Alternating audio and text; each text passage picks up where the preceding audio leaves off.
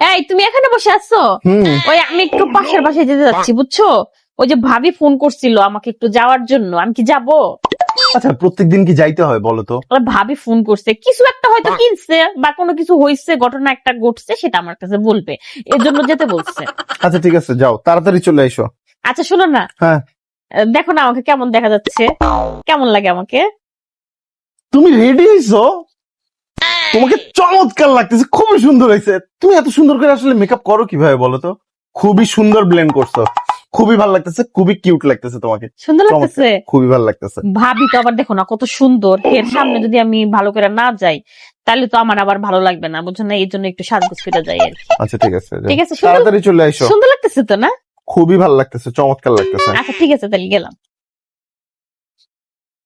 আল্লাহ রে, প্রত্যেকটা দিন যে কেন আমার এই প্রশ্ন করে, প্রত্যেকটা দিন আমারে মিথ্যা কথা বলতে হয়, মিথ্যা কথা বলতে হয়। আল্লাহ যে আমার কোন দোজকে রাখবে আমি নিজেই জানি না। প্রত্যেকটা দিন একই প্রশ্ন, প্রত্যেকটা দিন একই মিথ্যা কথা।